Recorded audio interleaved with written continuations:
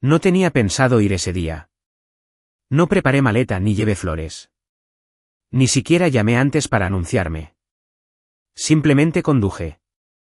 Sin música, sin aire acondicionado, solo el sonido de la carretera y una pregunta en el estómago que ya no podía ignorar.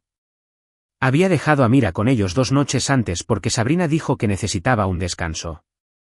Y lo entendí. Ser padre no es fácil, sobre todo cuando lo haces medio solo, incluso cuando el otro padre técnicamente sigue ahí. Pero esa mañana me desperté con una opresión en el pecho. No fue exactamente pánico. Ni exactamente rabia. Simplemente, algo andaba mal. Y he aprendido a no ignorar esa sensación. Cuando doblé en la calle sin salida y vi la entrada medio llena, aparqué en la calle. No era por costumbre. Fue instintivo.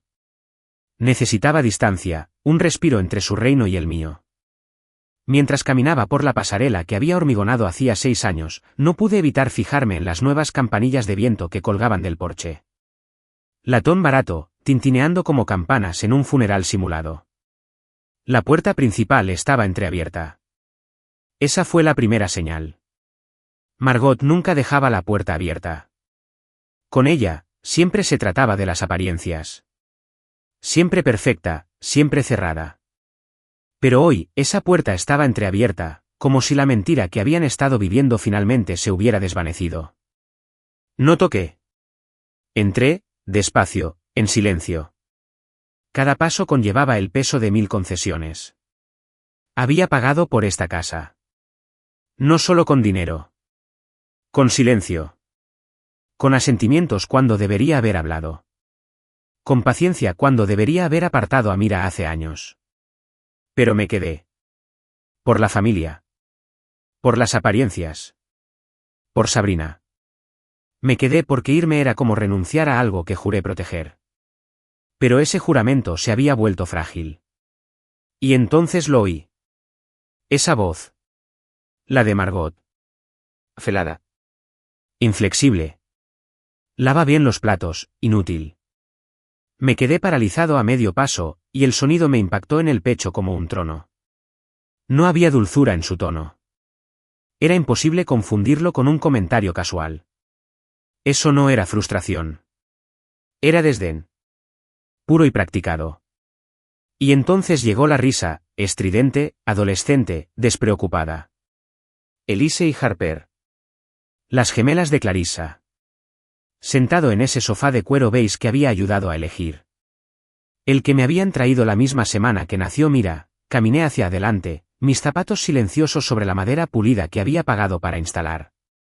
Allí, en la cocina, estaba mi hija. De 6 años. Descalza. Llevaba un delantal enorme que le arrastraba por los costados. Sus diminutas manos temblaban mientras sujetaba una esponja casi del tamaño de su puño. Una torre de platos se alzaba imponente sobre ella, en el mostrador. Sus brazos se estiraban en alto, intentando fregar con una desesperación que solo había visto en adultos aferrados a trabajos que odiaban. Intentaba demostrar algo. Intentaba ser lo suficientemente buena. Intentando ganarse su lugar. Fue entonces cuando me di cuenta.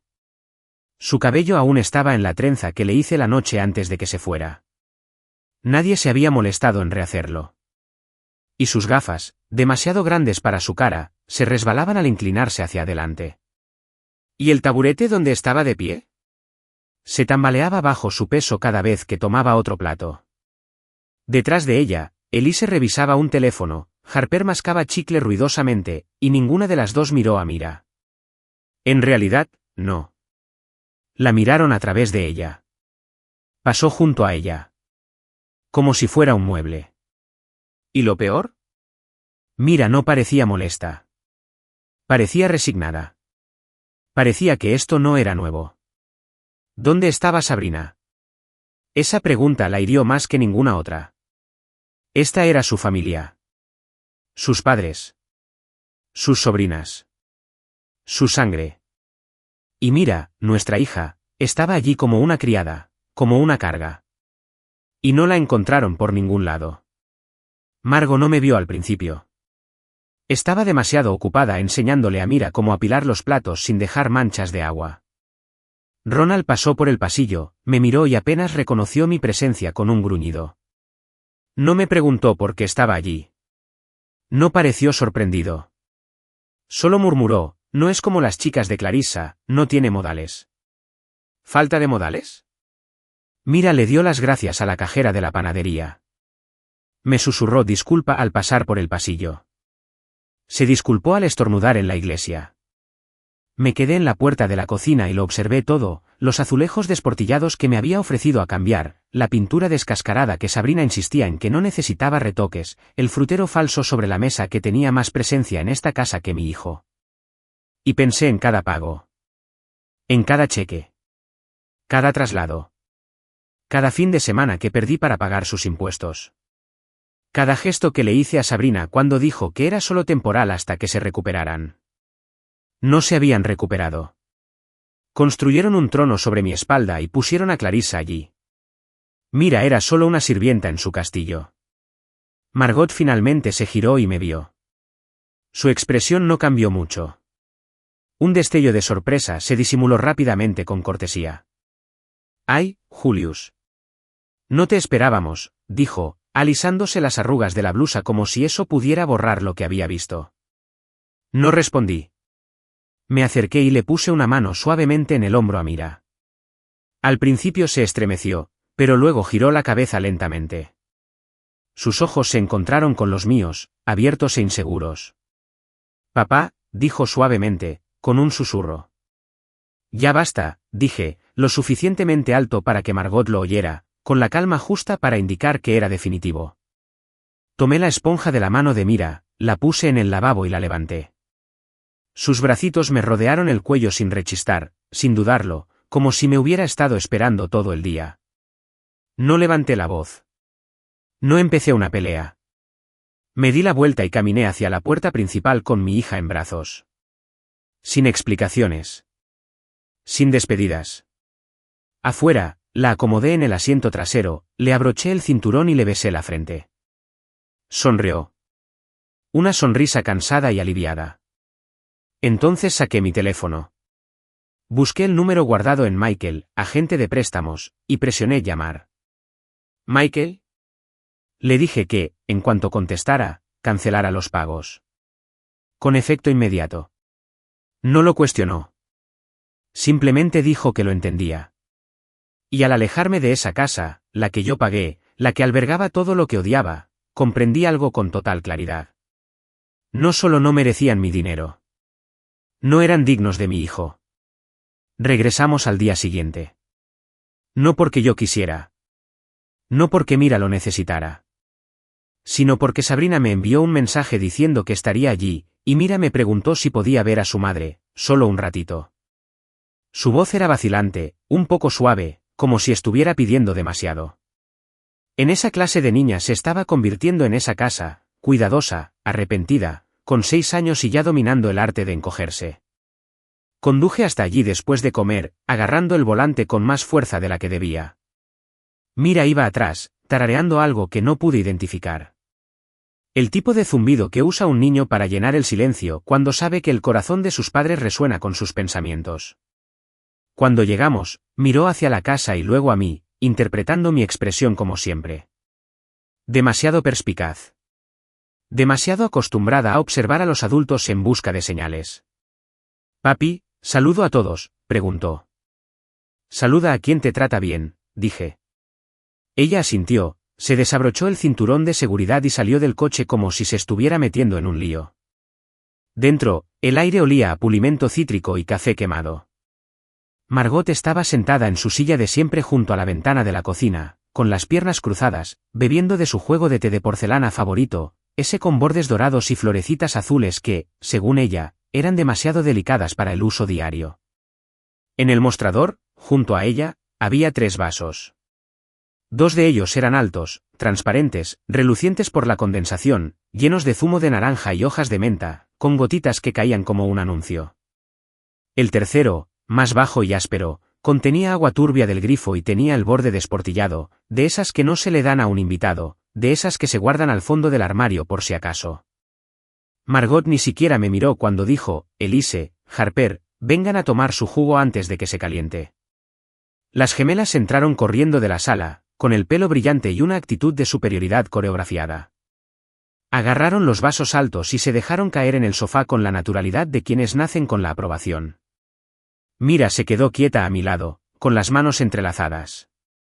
Entonces Margot tomó la taza desportillada, la deslizó 5 centímetros hacia Mira sin mirarla a los ojos y dijo, toma. Puedes quedarte con esa. Sin cariño, sin calidez. Solo eso. Una taza desportillada. Un gesto que se disfrazó de generosidad. Miré a Mira. No se movió. Su mirada se dirigió al sofá donde los gemelos bebían su jugo y se reían de algo en la tableta que tenían entre manos. Volvió a mirar el vaso como si fuera una prueba. Si lo tomaba, demostraría que no era desagradecida. Si no lo hacía, la acusarían de mala actitud. Tomó la taza con ambas manos. Bájala, cariño, dije con dulzura. Mira se quedó paralizada y luego obedeció. Margot arqueó una ceja y por fin me miró. ¿Qué pasa ahora?, preguntó, como si interrumpiera un momento de ensueño. El problema, dije, es que crees que mi hija merece menos porque no es hija de Clarissa. Margot se burló. Es hija de Sabrina, ¿verdad? ¿Mi hija? La he tratado igual que a las gemelas de su edad. ¿Te refieres a ruido de fondo?, pregunté, con la voz aún tranquila, casi clínica. Ronald entró arrastrando los pies en la habitación, asomando en un palillo como si fuera un puro, y murmuró, no montes otra escena, Julius. Todos estamos hartos del dramatismo. Quería reír. ¿Yo, el dramático? Había mantenido la cabeza baja durante 6 años. 6 años organizando barbacoas, reparando tuberías con fugas, cubriendo los déficits en las facturas de servicios públicos cuando la pensión de Ronald no alcanzaba.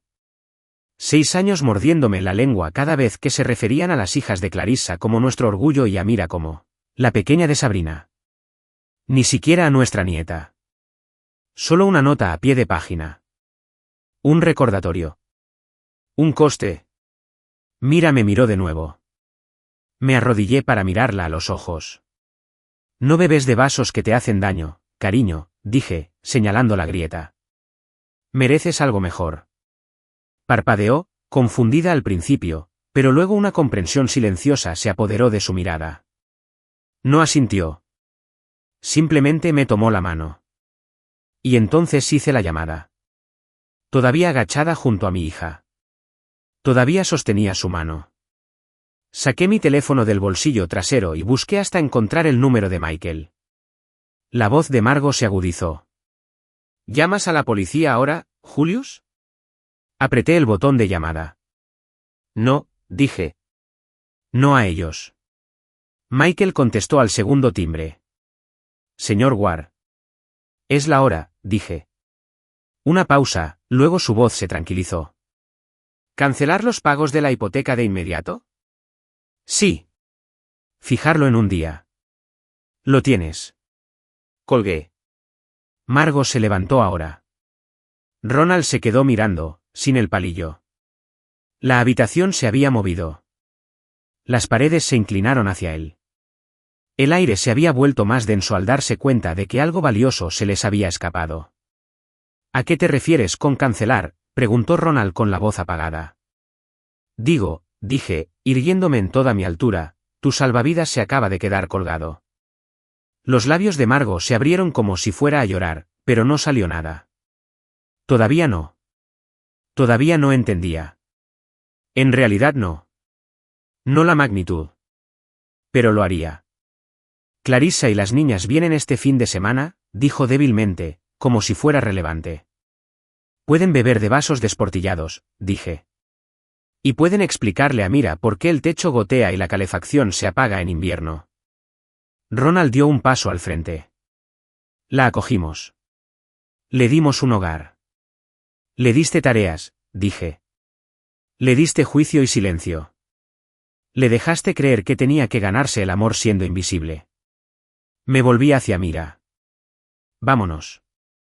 Mientras caminábamos hacia la puerta, oí a Margot decir, «Estás haciendo esto para castigarnos».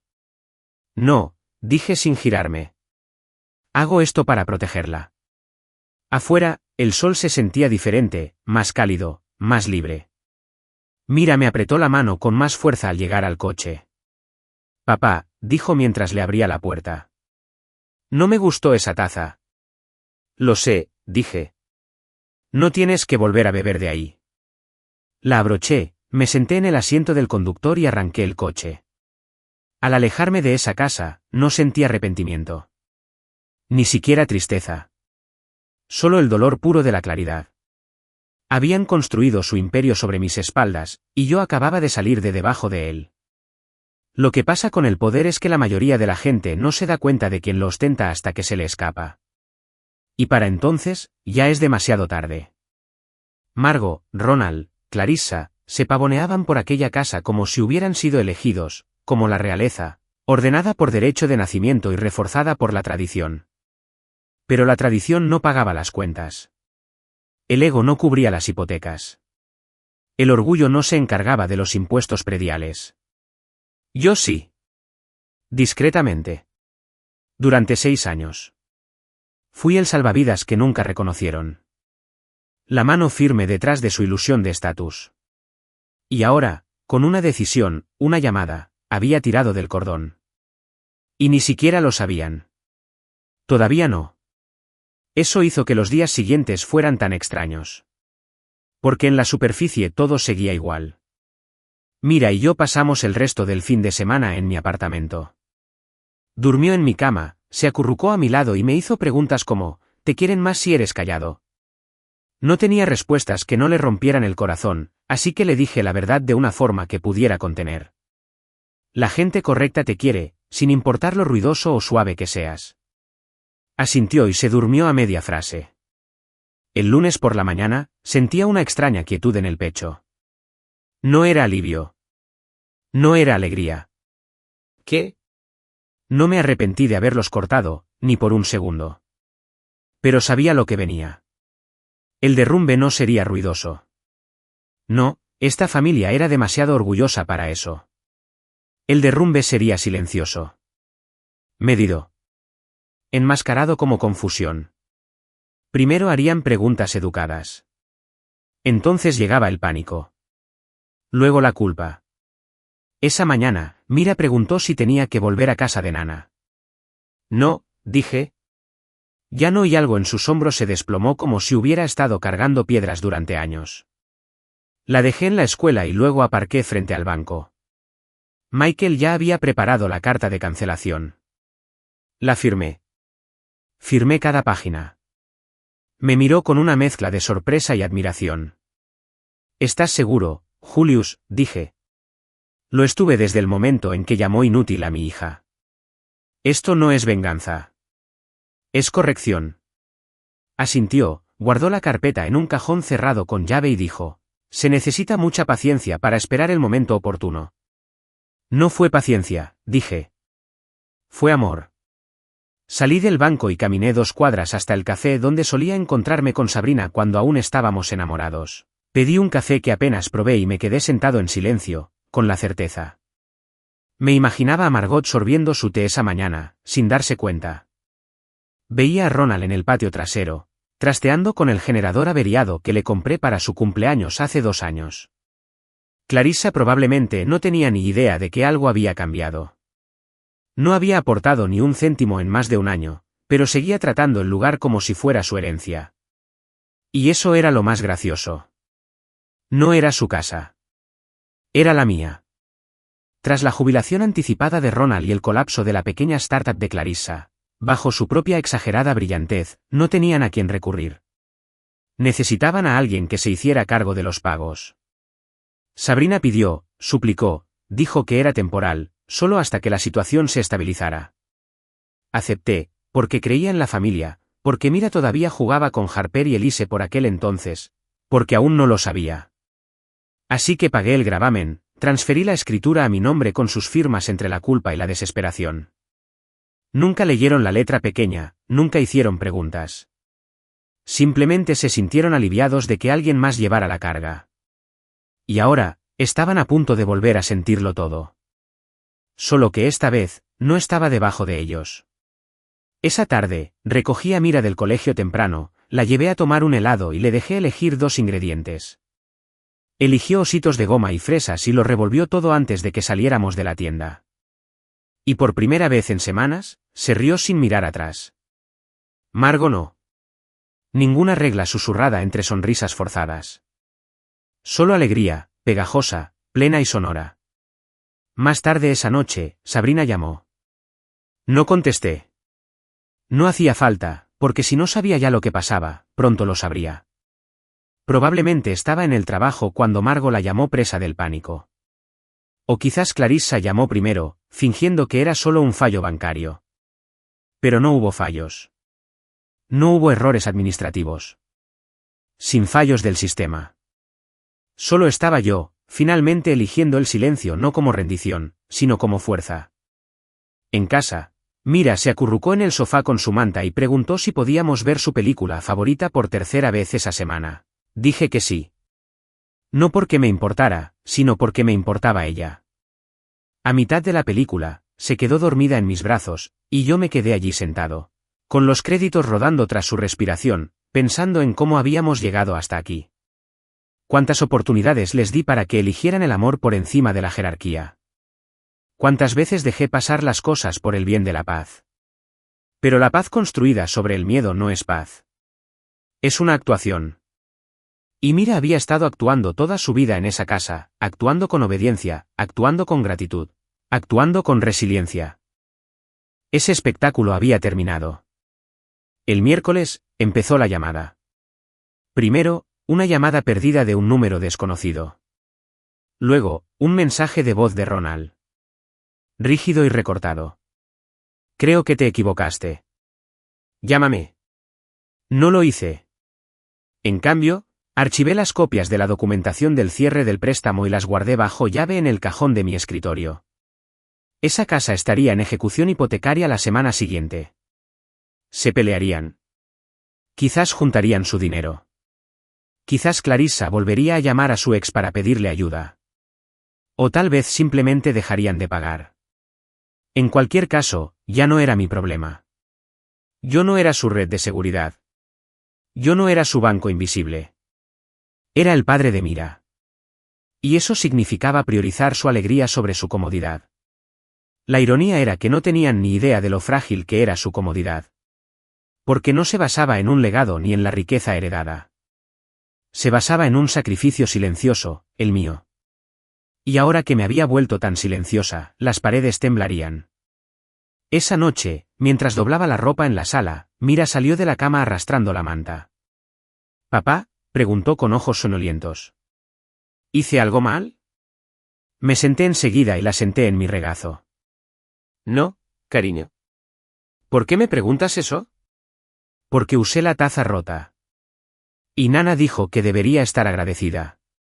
Me dolía el pecho. No de ira. Con dolor, por lo que ya había asimilado, por lo que le habían enseñado a aceptar como normal.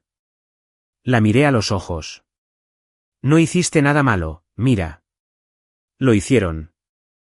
Me miró como si intentara creerlo. Como si la verdad le resultara demasiado grande para caber en su interior. Le di un beso en la frente. Estamos a salvo ahora, dije. Esa casa ya no es nuestro hogar. Ella asintió lentamente, luego susurró, de acuerdo, y apoyó la cabeza en mi pecho. Y en ese instante supe que no habíamos perdido nada. Simplemente, por fin éramos lo suficientemente libres para reconstruir. La primera llamada llegó un jueves por la mañana. Mira seguía dormida, acurrucada entre una maraña de mantas en el sofá, con su panda de peluche favorito bajo el brazo, como si protegiera sus sueños. Yo estaba de pie junto al fregadero, preparando café, dejando que el vapor subiera a la tranquila mañana como incienso para una nueva vida. El teléfono vibró una vez. Pero no necesité mirar la pantalla para saber quién era. Margot. Lo dejé sonar 4 veces antes de contestar. No quería, pero una parte de mí sabía que ese era el momento en que todo cambiaría. Apreté el teléfono contra mi oído y no dije nada. Julius. Su voz sonaba tensa, como si ya hubiera ensayado lo que iba a decir, pero... La dejé sonar 4 veces antes de responder. No quería, Pero una parte de mí sabía que ese era el momento en que todo cambiaría.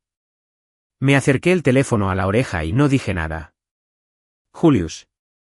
Su voz sonaba tensa, como si ya hubiera ensayado lo que iba a decir, pero no le gustara cómo lo dijera. Sigo sin decir nada. El banco llamó esta mañana. Dijeron que no se había pagado el último pago de la hipoteca.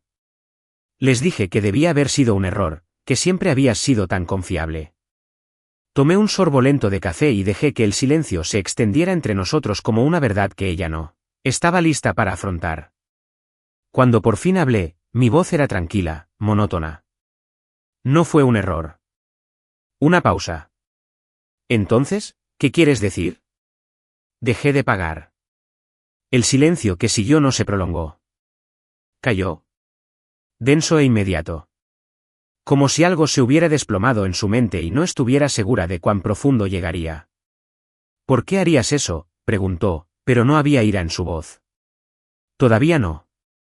Era confusión envuelta en la suave tela del derecho. Porque la familia no le grita a mi hija mientras sus primos se ríen.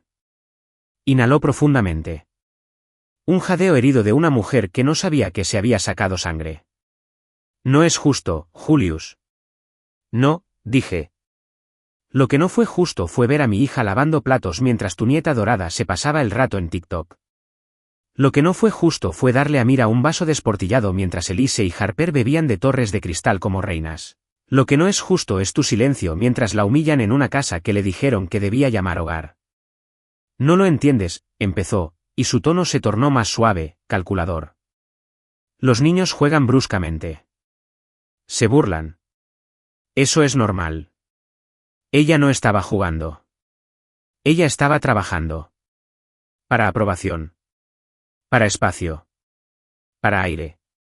Ella lo intentó de nuevo. Solo pensamos. Hiciste todo eso por amor. Por la familia. Y fue entonces cuando me di cuenta de la profundidad de su delirio. No solo ignorancia. Pero una ceguera voluntaria que se había arraigado en sus huesos. Lo hice por Mira, dije. Pero el amor no significa financiar tu fantasía mientras a mi hija la tratan como a una criada. Julio, dijo, y ahora le temblaba la voz. La primera grieta en su castillo. Por favor, no sabíamos que te sentías así. Hablemos. No, dije. Esta vez no.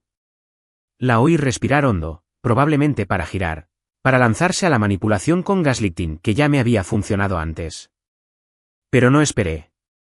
Terminé la llamada, colgué antes de que pudiera retorcer el cuchillo y llamarlo amabilidad.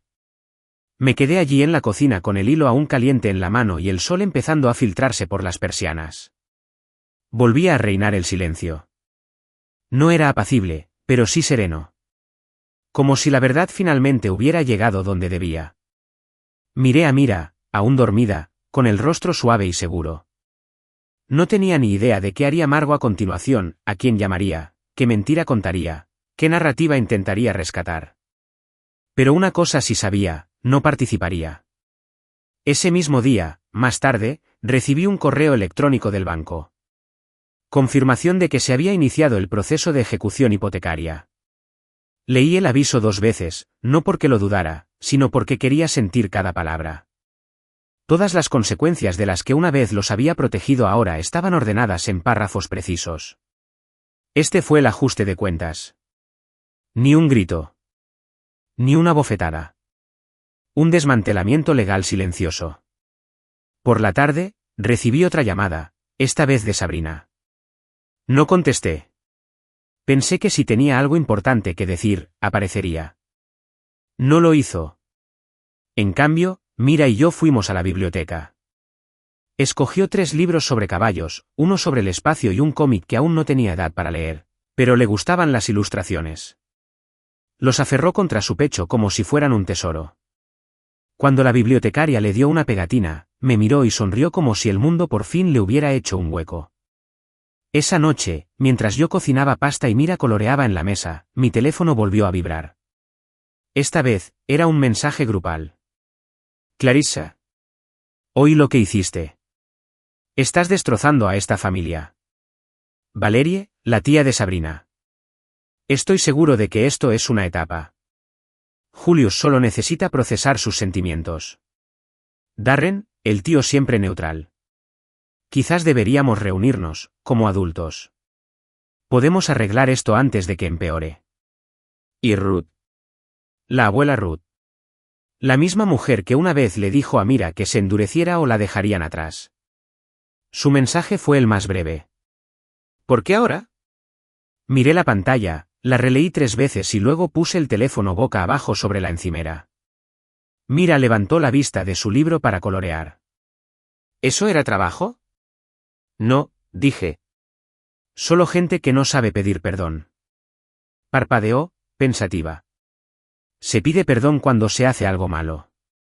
Exactamente. Cenamos en silencio, ese silencio que cura en vez de doler. Mira me contó de una compañera que trajo un conejito a la escuela. Se rió al describir cómo cagó en el rincón de lectura, y yo también me reí, de verdad, con ganas y durante mucho tiempo. Por un momento, me olvidé de la casa. De los pagos. Los nombres en el chat grupal. Solo la vi a ella, la niña a la que intentaban socavar, floreciendo de nuevo frente a mí. Más tarde, mientras lavaba los platos, me tiró de la manga. Papá, si no volvemos a casa de la abuela, ¿a dónde van las niñas? Hice una pausa, enjuagando un plato. Se quedan allí por ahora, dije. Pero la casa está cambiando. ¿Por nosotros? Porque recordé lo que importa. Ella asintió, satisfecha. Luego dijo aquello que se me quedó grabado en el pecho y se quedó ahí mucho después de que se durmiera. Me gusta más cuando no tenemos que fingir. Me arrodillé, la abracé fuerte y la inhalé. Yo también, Mira, susurré. Yo también. Y así, me di cuenta. Dejar que la casa se cayera no era destrucción. Fue una liberación. La siguiente llamada llegó justo antes del mediodía. Estaba en el pasillo de frutas y verduras, comparando 2 bolsas de zanahorias baby, la nueva obsesión de Mira, cuando mi teléfono sonó con el nombre de Clarissa. Lo vi sonar 2 veces. 3 veces. Luego respondí, no por curiosidad, sino por claridad. Quería escuchar cómo reacciona la realeza cuando su corona empieza a resbalarse. Julio, dijo de inmediato, con voz brillante y quebradiza como el cristal pulido. Tenemos que hablar. Puse las zanahorias en la cesta. ¿Sobre qué? Ya sabes. Sobre la casa. Sobre lo que has hecho. Ahí estaba, sin calidez, sin cómo estás, sin saber nada de Mira. Solo propiedad, como si el lugar fuera suyo por decreto divino, y yo fuera a destrozar las puertas. No le hice nada a la casa, dije. Simplemente dejé de pagarla. Una pausa. Solo un suspiro de silencio. Entonces se lanzó a ello. Estás destrozando a esta familia, Julius. Esa casa lo es todo para nosotros. Para mis hijas. Crecieron allí. Tienen recuerdos, fiestas de cumpleaños, mañanas de Navidad, picnics en el jardín. Me apoyé en el carrito. ¿Y Mira? ¿Qué tiene? Ella no es el punto. Es justo lo que buscas. Clarissa suspiró. Siempre te ha gustado hacerte la mártir. Como si te hubiéramos hecho daño de alguna manera. Como si te hubiéramos quitado algo. Pero te casaste con esta familia. Nadie te rogó. No. Dije lentamente. Pero todos me rogaron que salvara esa casa. En silencio. Legalmente. Y lo hice. Y ahora lo estás destruyendo. ¿Por qué? ¿Porque a Mira no le dieron jugo de naranja en un vaso de cristal? Por todo lo anterior al jugo de naranja. Por cada comentario desviado. Por cada encogimiento de hombros. Cada vez que dejaste reír a tus hijas mientras Mira lloraba y te dijiste a ti misma que solo estaban jugando. Es dramática, dijo Clarissa con desdén. Excesivamente sensible. Tiene 6 años. Necesita endurecerse, dijo, como si fuera un consejo y no una acusación. Necesita sentirse segura, dije, algo que nunca sintió contigo. Julius, escucha, dijo Clarissa, cambiando repentinamente de tono. suavizándose. Casi podía oírla hojeando un nuevo guión. Vamos a pausar. Quizás haya ido demasiado lejos. Quizás todos dijimos cosas que no queríamos decir. Seguro que podemos encontrar una solución. Quizás solo necesitabas que te escucharan. La interrumpí. Tuviste años para escucharme. ¿Y ella? Elegiste no hacerlo. Elegiste la tranquilidad sobre la empatía. Se hizo un silencio absoluto. No se lo esperaba. Había sacado el truco, aquel en el que las disculpas eran solo negociaciones para mantener el statu quo. Pero esa estrategia ya no me funcionaba. No quise lastimar a nadie, dijo, ahora en voz más baja. Solo intentábamos mantener la calma. Me aguantaste la espalda, dije. ¿Y Mirus? ¿Sus hijos? No entienden cómo funcionan las cosas. No, dije, pero entienden la justicia. Entienden lo que significa ser excluidos. Entienden a quién le sirven el jugo y a quién le mandan limpiar el desastre. Estaba callada. Me la imaginé paseándose. En una cuerda de seda. Quizás de pie en la misma cocina que creía aún le pertenecía, contemplando el jardín que ya no pertenecía a su padre. Quizás sus hijas estaban allí, jugando en el columpio que yo pagué, sin saber que el futuro de esa casa estaba ahora en cuenta regresiva. Es solo una niña, murmuró, casi para sí misma. ¿Por qué nos harías esto a todas? Por ella. Ese fue el momento en que cayó la última máscara. Porque en el mundo de Clarissa, Mira no era nosotras. Era algo adyacente. Una ocurrencia tardía. La chica que toleraban. La que no encajaba del todo con sus fotos seleccionadas ni con su realidad filtrada. Para ella. Repetí. Porque ella es lo único que importaba en esa casa. Solo pienso, dijo con voz temblorosa, que deberíamos haber tenido la oportunidad de arreglarlo antes de que te volvieras nuclear. Nuclear la dejaba llorar sola en una habitación de invitados sin mantas porque derramó jugo de manzana en tu sofá. Era ruidosa. Despertó a los bebés. Ella no es una sirvienta. No es de la familia. Y ahí estaba. La verdad. Cruda. Desnuda. Involuntario. No grité. Ni siquiera me inmuté. Solo dije, gracias por finalmente decirlo en voz alta. Intentó retractarse. No era mi intención. ¿Lo hiciste? Y por eso nunca la volverás a ver. Clarissa se quedó sin aliento. Tú no puedes hacer eso. Yo sí. Y lo haré. Estás siendo cruel. No. Por fin estoy siendo honesto. Luego colgué. Me quedé allí un momento, rodeada de lechuga orgánica y 2x1, dejando que sus palabras se asentaran y se me escaparan. El peso de fingir había desaparecido. Ya no necesitaba reconciliarme con quienes habían hecho una guerra por sutiles desaires. Pasé por caja. El cajero me preguntó si quería una tarjeta de recompensas. Me negué. No me quedaba nada que ganar. Cuando Mira llegó a casa ese día, me preguntó si podíamos ir al parque. Dije que sí. Empacamos palitos de zanahoria, rodajas de manzana y su jugo favorito, el que siempre dudaba en pedir cuando visitábamos a Margaux. En el parque, trepó más alto en el trepador que nunca la había visto. Ella saludó desde arriba. Mira, papá. Gritó. Te veo, grité. Y lo hice. No solo su cuerpo en los barrotes, sino su espíritu, libre de cargas, íntegro, resplandeciente. Nos quedamos hasta que el sol se puso y el cielo se tiñó de púrpura. Esa noche, se cepilló los dientes sin que se lo pidiera. Se puso un pijama de estrellas y se metió en la cama tarareando una canción que no reconocí. Mientras la arropaba, me dijo, Elise me dijo que tengo suerte de que me quieras. Me detuve, sorprendido. Ella dijo eso. Sí. Pero también dijo que no pertenezco. Que su madre lo dice. Me senté a su lado. ¿Le crees? No, dijo sin dudar. Porque la pertenencia no es algo que te regalan. Es algo que llevas dentro. Sonreí. Exactamente. Ella me miró. Y yo pertenezco a ti. Siempre lo has hecho. Mientras se quedaba dormida, me di cuenta de que Clarissa tenía razón en una cosa. Este fue un punto de inflexión. La corona que llevaba no solo se estaba resbalando. Se había roto. Y no estaba recogiendo los pedazos. No sé qué me hizo pasar otra vez por esa casa. Quizás la curiosidad.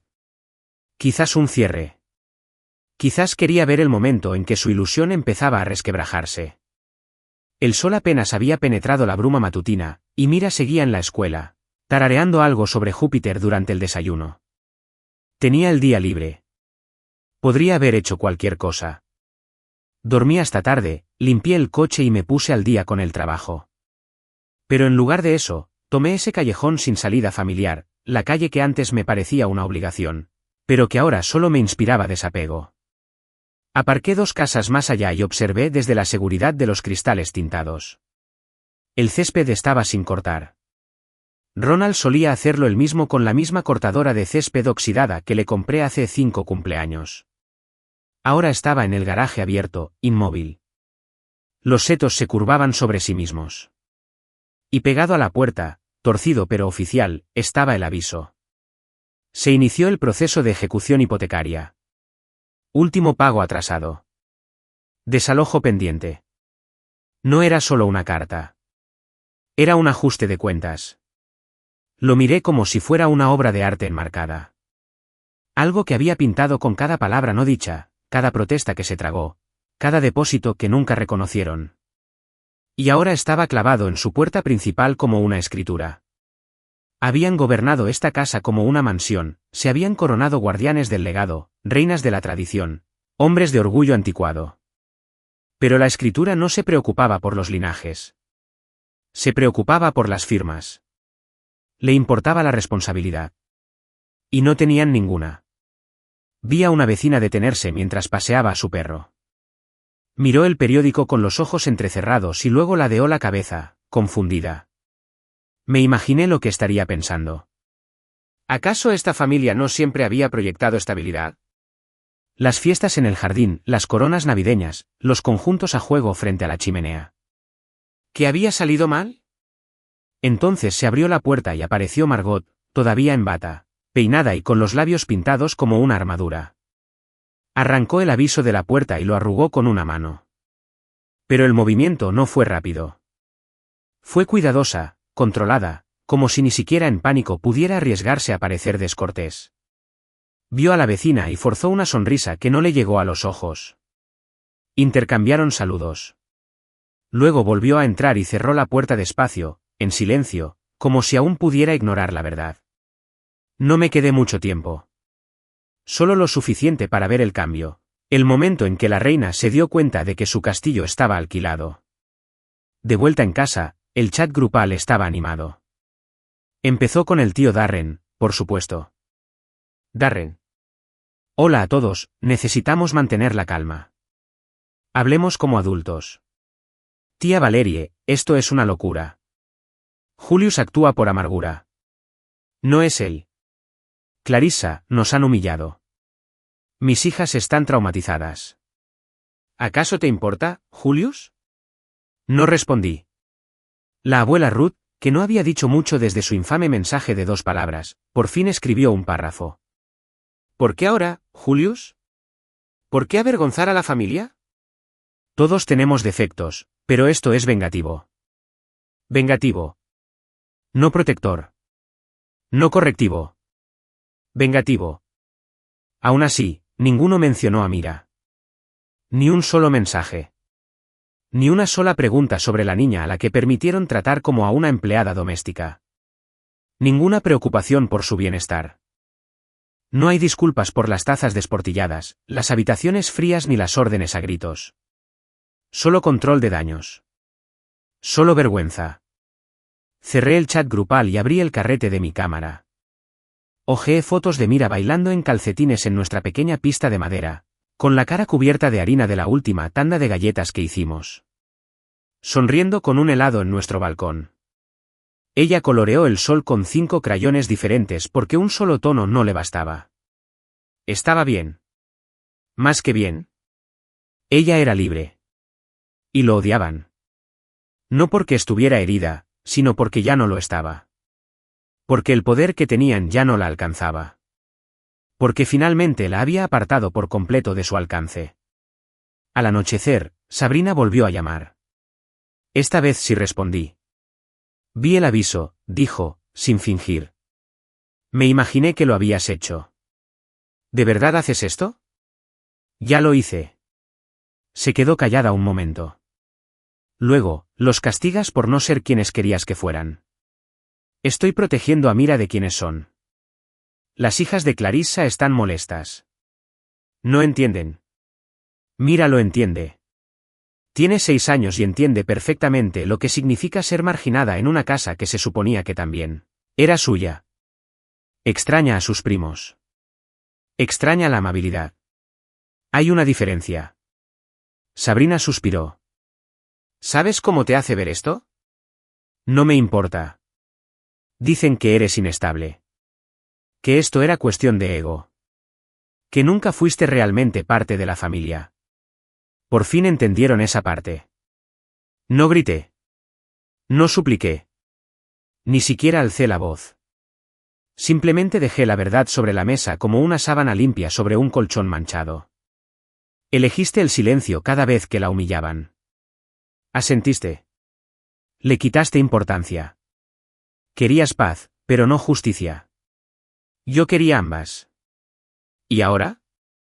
Ahora, me conformo con la distancia. No respondió. No de inmediato. ¿La vas a criar sin nosotros? No. La criaré sin hacerle daño. Las puertas están abiertas para cualquiera que traiga amor. No un legado.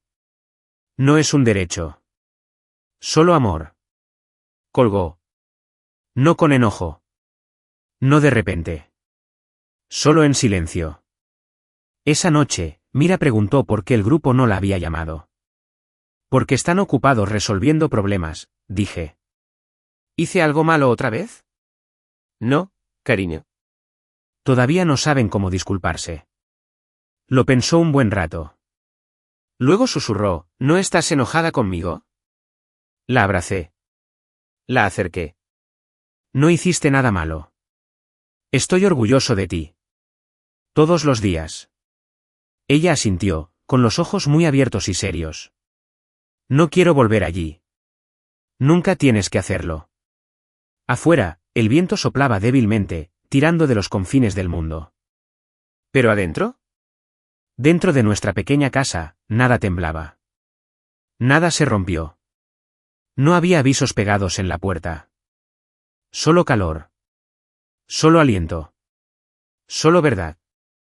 La casa con la que los salvé se les escapa de las manos. Y por primera vez en mucho tiempo, solo siento paz. El bungalow no era gran cosa. 2 habitaciones, un pasillo estrecho, un baño con un grifo que hacía clic al cerrarlo demasiado rápido. Pero era mío, comprado discretamente el año pasado cuando apareció la primera grieta en mi matrimonio con Sabrina, cuando Mira empezó a estremecerse cada vez que alguien alzaba la voz. Había permanecido vacío todo este tiempo, solo un plan B acumulando polvo y sol. Ahora era un hogar.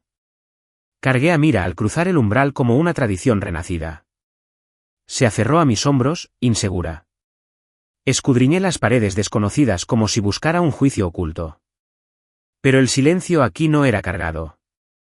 No susurraba críticas desde detrás de las puertas ni dejaba un rastro de suspiros pasivos por el pasillo.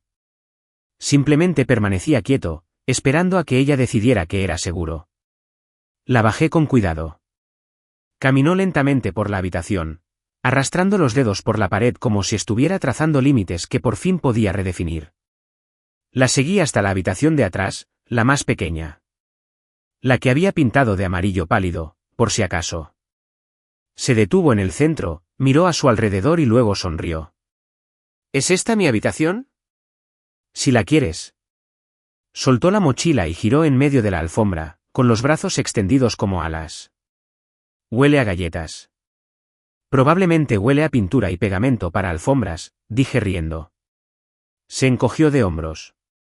Todavía me huele a galletas. Esa noche, comimos sándwiches de mantequilla de cacahuete en el suelo. Aún no había mesa ni sillas. Solo cojines y una conversación tranquila. Me contó de su nuevo profesor, el señor Lionel, que llevaba calcetines de colores y contaba historias sobre su gato llamado Nébula. Se reía al hablar de él. Una risa de verdad, no la que solía forzar en casa de su prima, la que venía con miradas rápidas para ver quién la observaba. Limpié después de cenar, tarareando. Desde la sala, gritó, ¿puedo poner música? Hice una pausa, la pregunta era tan simple y, a la vez, tan reveladora. Por supuesto. Encontró mi viejo altavoz Bluetooth en una de las cajas y orinó. A la hora de dormir, me preguntó si podía quedarme con ella hasta que se durmiera. Me acosté a su lado en el estrecho colchón individual, ambas mirando al techo. ¿Echas de menos la casa grande?, preguntó. No, dije. ¿Ni un poquito? Volví la cabeza hacia ella.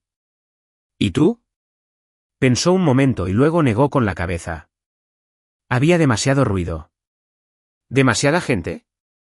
No, dijo, demasiadas reglas. Incluso cuando nadie hablaba. Le besé la cabeza. Esta casa solo tiene una regla. ¿Cuál es? Puedes ser feliz aquí. Ella sonrió y cerró los ojos. Cuando se durmió, me senté en la cocina y lloré. No muy fuerte.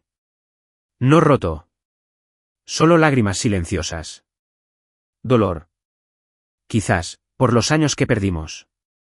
Por el tiempo que pasó encogiéndose hasta alcanzar una forma que complacía a quienes nunca la merecieron. Pero había algo más en esas lágrimas, alivio. De esas que se asientan en el fondo del pecho y se expanden lentamente, como agua tibia. A la mañana siguiente, hizo la tostada. La quemó, pero no entró en pánico. Se rió, raspó el carbón con un cuchillo de mantequilla y dijo que estaba extra crujiente. Le dije que algún día sería una gran chef. Ese fin de semana, visitamos una pequeña tienda de segunda mano y elegimos adornos para su habitación. Guirnaldas de luces, una lámpara de noche con forma de nube y un puff azul cielo de segunda mano. Encontró un cuadro enmarcado de una jirafa bailando e insistió en que debía estar en su pared. ¿Por qué una jirafa? Porque tienen cuellos largos, pero aún así parecen mansos. No tenía sentido. Tenía todo el sentido. El domingo horneamos galletas.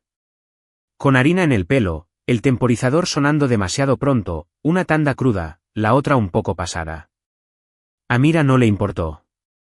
Bailó por la cocina con las mejillas manchadas de chocolate y dijo, «Papá, este lugar no se siente como andar con pies de plomo». Me detuve a medio paso, con el corazón encogido al oír sus palabras. «¿Qué quieres decir, cariño?»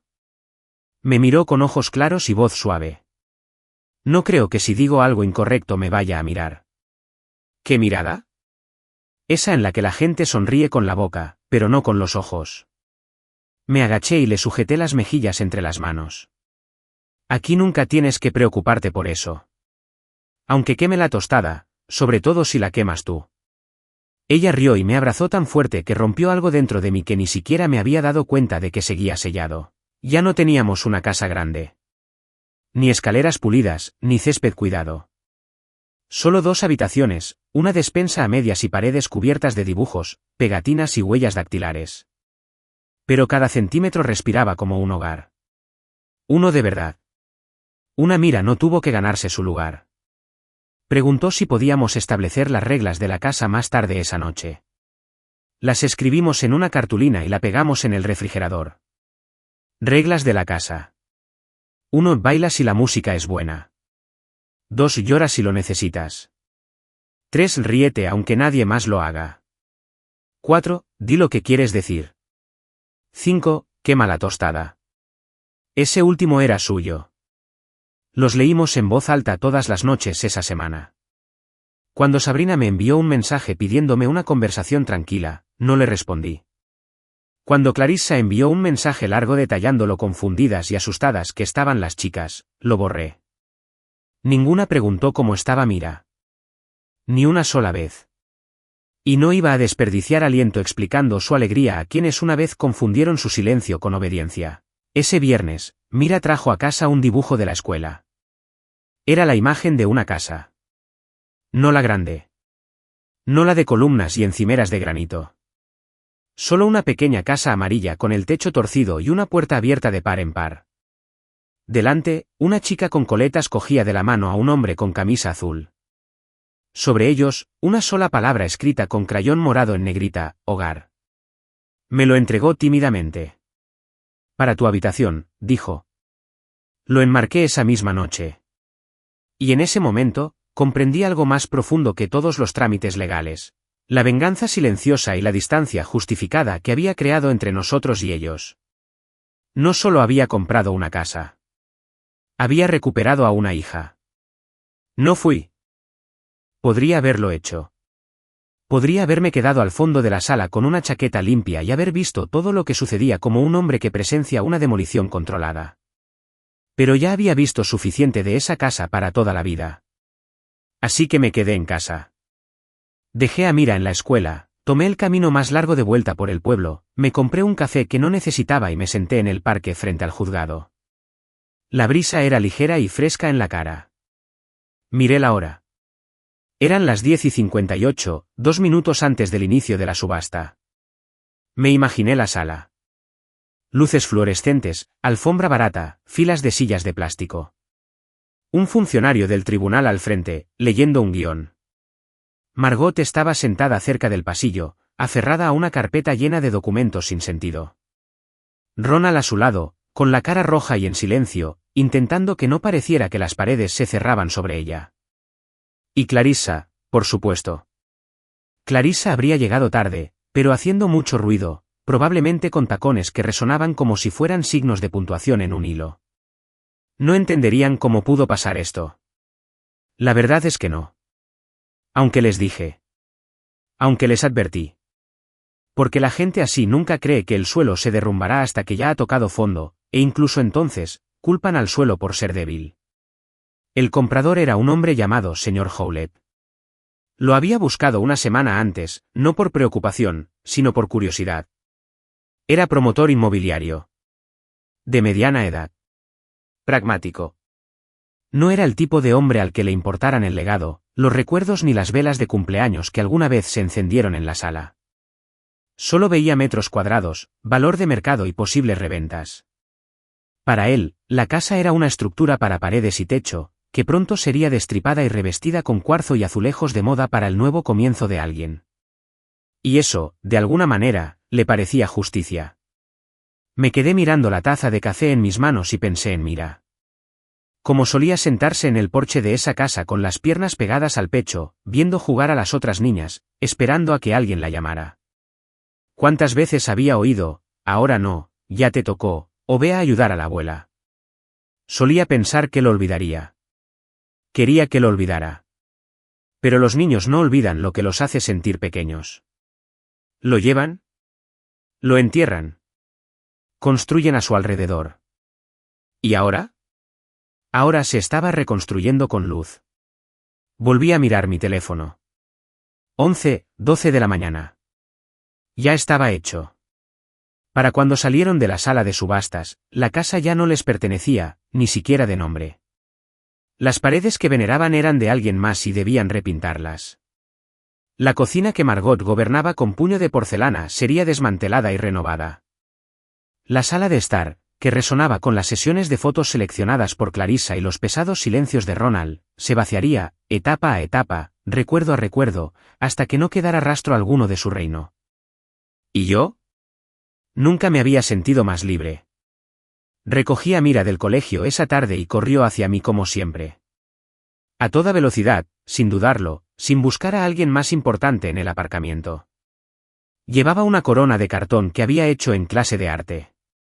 Desordenado, torcido, hermoso. Para ti, dijo. Me agaché. Para mí. Sí. Ahora te ganas una corona. ¿Qué hice para ganármelo? Salvaste el castillo, dijo simplemente, y luego se dirigió al coche, tarareando. Y casi lo pierdo ahí mismo, en la fila de recogidas. En casa, nos preparé sándwiches de queso a la plancha mientras ella bailaba en la cocina. A mitad de la cena, mi teléfono volvió a vibrar. Casi no lo revisé, pero algo me dijo que lo hiciera.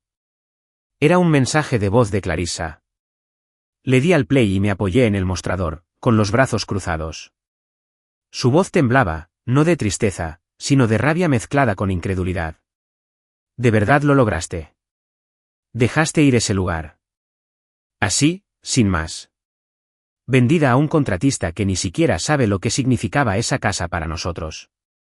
Lo destrozaste todo. Mis hijas están llorando.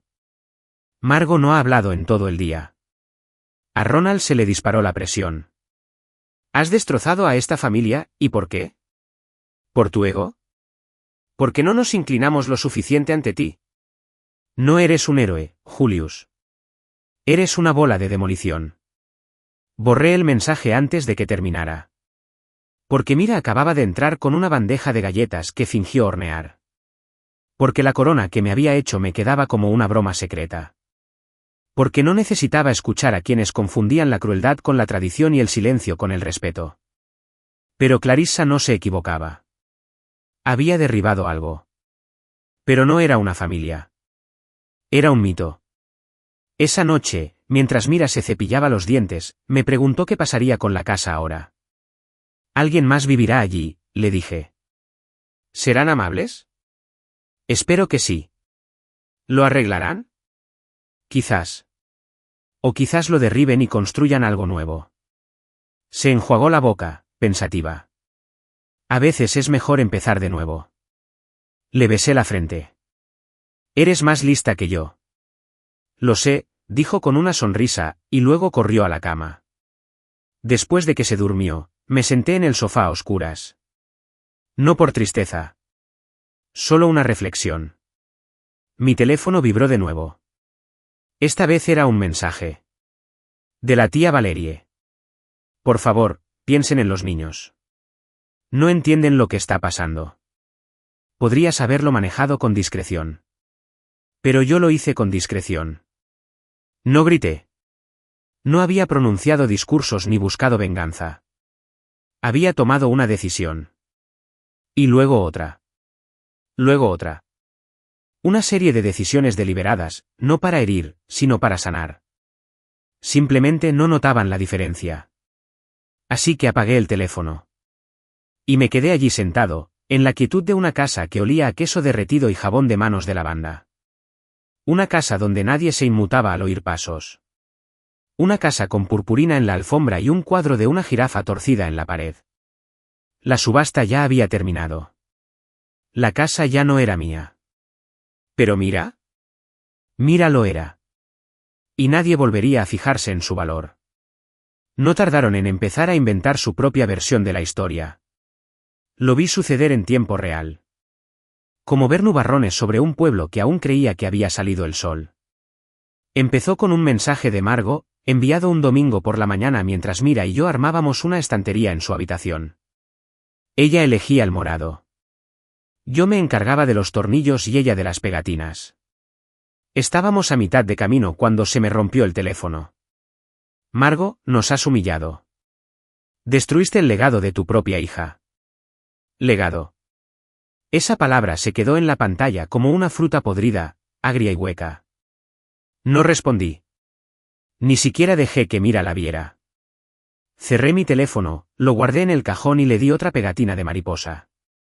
Pero el mensaje se me pegó al día como una camisa mojada. ¿Destruir su legado? ¿Qué legado? ¿Las tazas desportilladas? ¿La habitación de invitados fría? ¿Las comparaciones susurradas con las gemelas de Clarissa? Eso no era un legado. Eso era podredumbre generacional disfrazada de encaje y elogios falsos. Más tarde esa noche, descubrí que Clarissa había ido más allá. Había llamado a 2 vecinos, personas con las que no había hablado en meses, y les había dicho que era inestable, que había estado errática desde el divorcio, que siempre había resentido la cercanía de su familia y que usaba a Mira como palanca para vengarme de ellos. Me lo contó el señor Arnold, que vivía enfrente de la casa vieja y solía saludarme mientras cortaba el césped. Me llamó para preguntarme si estaba bien, me dijo que Clarissa había ido al club de lectura de su esposa y lloró un poco mientras me contaba lo duro que había sido todo esto para sus hijas. Simplemente no lo entienden, había dicho. Siguen preguntando por qué el tío Julius nos odia ahora.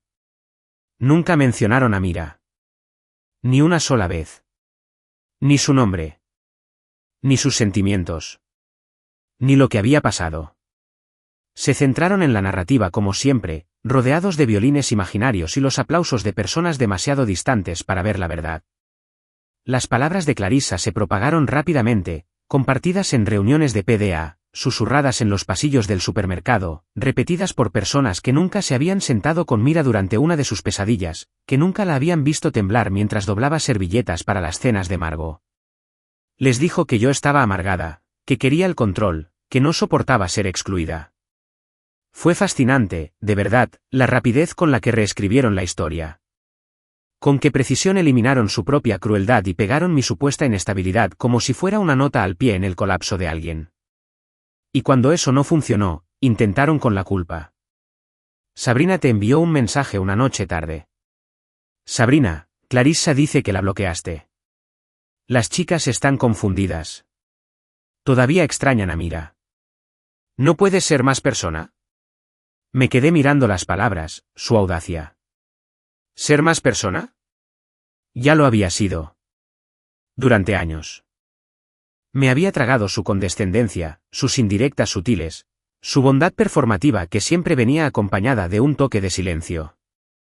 Había financiado su consuelo mientras mi hija aprendía a desaparecer a plena vista. Ya no era tan importante. Estaba siendo claro. Ese fin de semana, Mira y yo visitamos el parque que le encantaba, pero al que no había ido en casi un año. Mientras corría hacia el carrusel, me senté en un banco y revisé mi buzón de voz. Había otro mensaje, de la tía Valerie. Julius, cariño. Sé que ha habido tensión, pero somos familia. Estas cosas pasan. Todos estamos desconsolados. Quizás dijimos cosas que no queríamos decir. Quizás tú también. Pero es hora de reconstruir. Para los niños. Casi me río. ¿Los niños?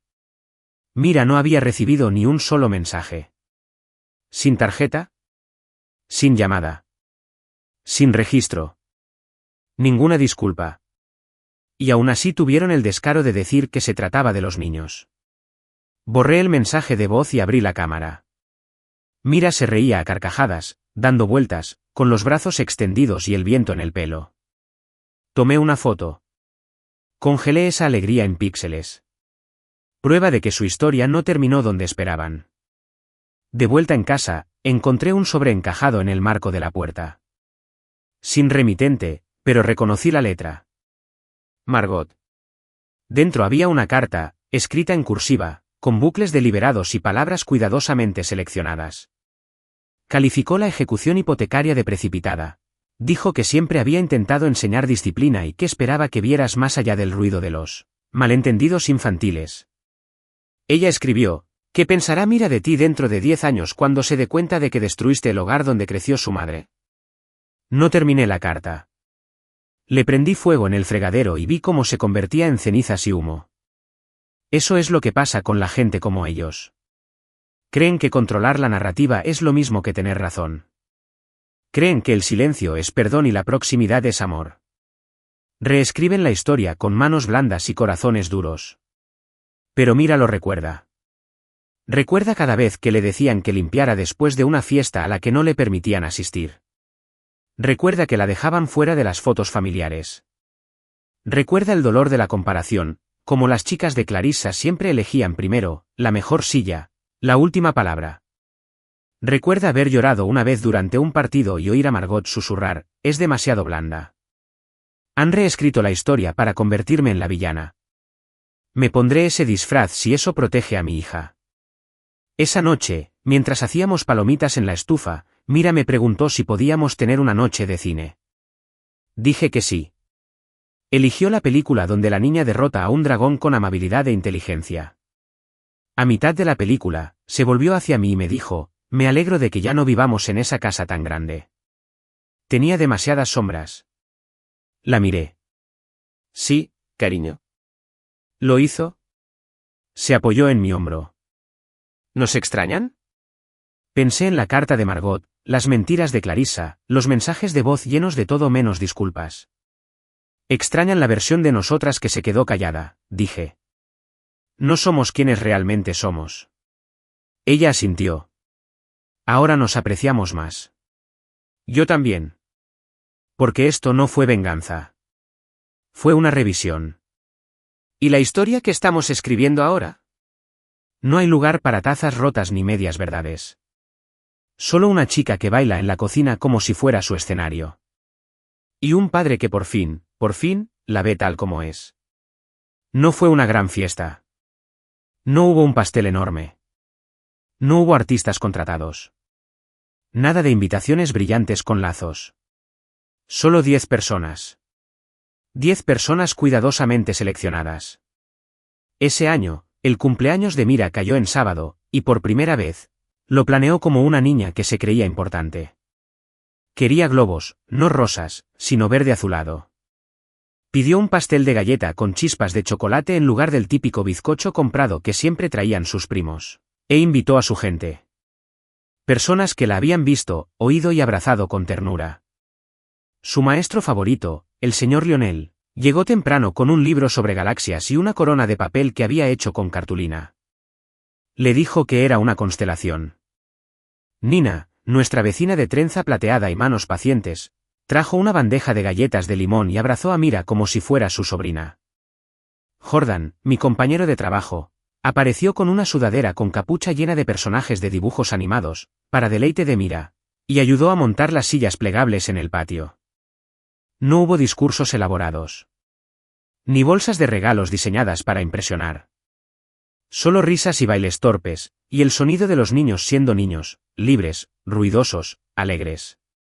Mira daba vueltas por el patio con una serpentina en la mano y glaseado en la mejilla.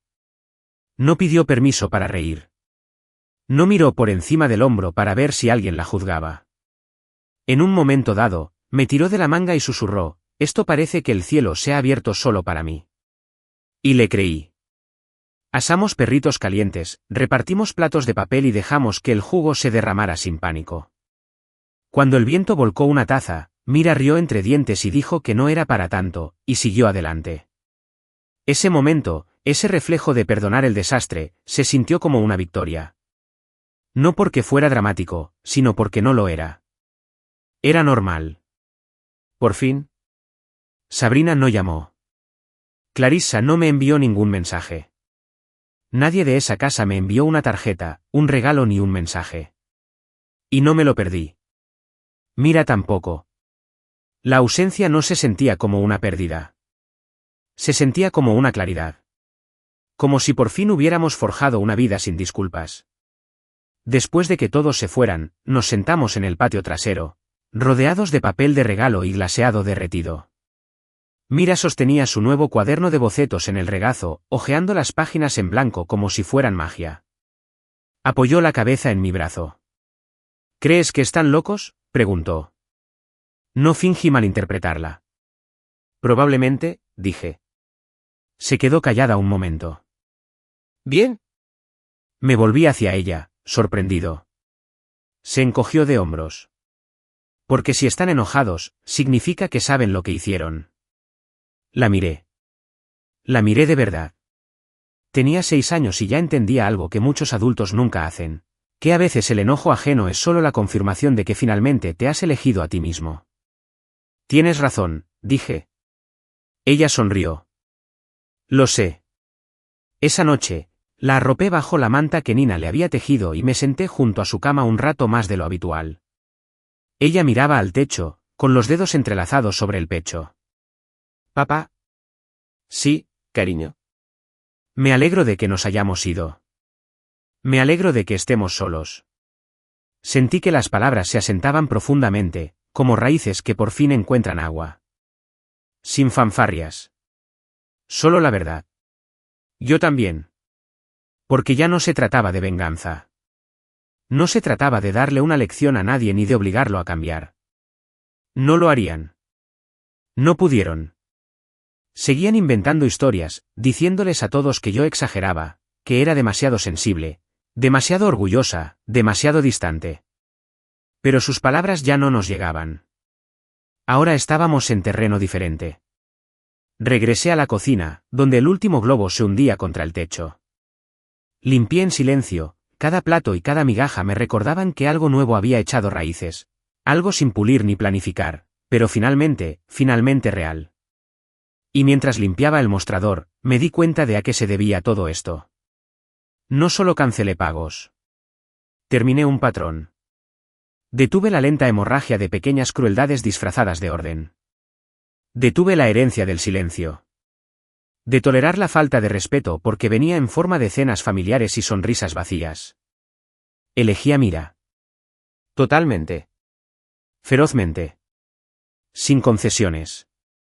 Y ella, la valiente, ingenua y tierna Mira, había florecido en esa decisión. Esa fue la mejor venganza. Ni una ejecución hipotecaria. Ni una casa vendida. Ni los mensajes de voz, los chats grupales ni las historias reescritas. La mejor venganza fue una niña que bailó descalza en su propio patio trasero.